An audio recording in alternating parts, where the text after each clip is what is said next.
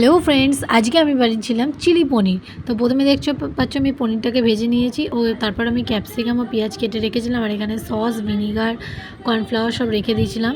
তো প্রথমে আমি কড়াইতে কুচনো রসুন ও আদা কুচি দিয়ে ভেজে নিয়ে তারপর মধ্যে ক্যাপসিকাম আর পেঁয়াজ দিয়ে ভেজে নিয়েছিলাম।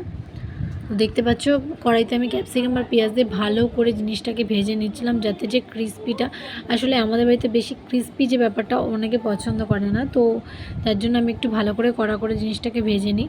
তো ভেজে নেওয়ার পর আমি একটুখানি এর মধ্যে ভিনিগার দিয়ে দিয়েছিলাম 1 চামচ মতো। তারপর দেখো সয়া সস দিয়েছিলাম দু ঢাকনা মতো। তো দেখতে পাচ্ছ সয়া সস দিতে গিয়ে আমার এখানে পড়ে গেছে, দেখো চারিদিকে পড়ে গেছে কি অবস্থা। তো তারপর আমি এখানে দিয়ে দিয়েছিলাম টমেটো সস। আমি এখানে আন্দাজ মতো নিজে দিয়েছি, তোমরা তোমাদের অ্যাকর্ডিং দিতে পারো।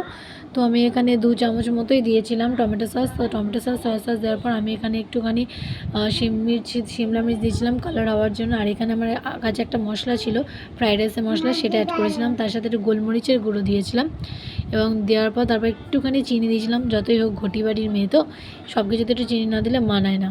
তো একটু নুন দিয়েছিলাম স্বাদ মতো। তো দিয়ে একটু ভালো করে নাড়াচাড়া করে নিয়েছিলাম এবং পনির দিয়ে ভালো করে এটাকে গ্রেভিটাকে ভালো করে কষিয়ে নিয়েছিলাম।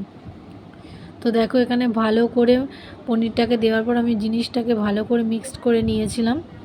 তো মিক্সড করে নেওয়ার পর এখানে দেখছি একটু লাল লাল ভাব হয়েছে। তো তারপর আমি কর্নফ্লাওয়ার ভিজিয়ে রেখে জলের মধ্যে দিয়ে রেখেছিলাম, তো সেই কর্নফ্লাওয়ার মেশানো জলটাকে দিয়ে দিয়েছিলাম। দেওয়ার পর একটুখানি ফুটিয়ে নিয়ে নামিয়ে নিচ্ছি। এই যে আমার ready chilli paneer. Tata, bye by.